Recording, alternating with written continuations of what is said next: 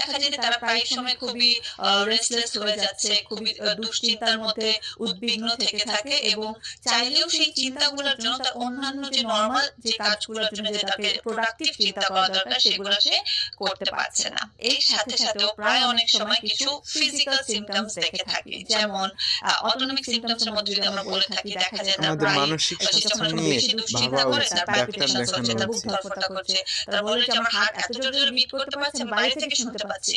এবং এগুলোতে তারা একটু ওয়ারিড হয়ে যায় বা আরো ভয় পেয়ে যায়।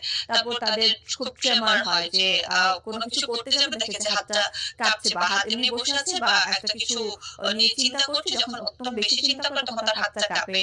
অথবা দেখা যায় যে সে খুব সোয়েট করা স্টার্ট করে। ইভেন এটাও দেখা যায় যে তাদের বাথরুমের সমস্যা হয়, যে বাথরুম আসলে হচ্ছে না কিন্তু একটু পরপরই মানে ইউরিনেশন আসতেছে না কিন্তু তার আর্জেন্সি বেড়ে যাচ্ছে। একটু পরপরই সে বাথরুমে যাচ্ছে। দেখা যায় যে গ্যাস্ট্রিকের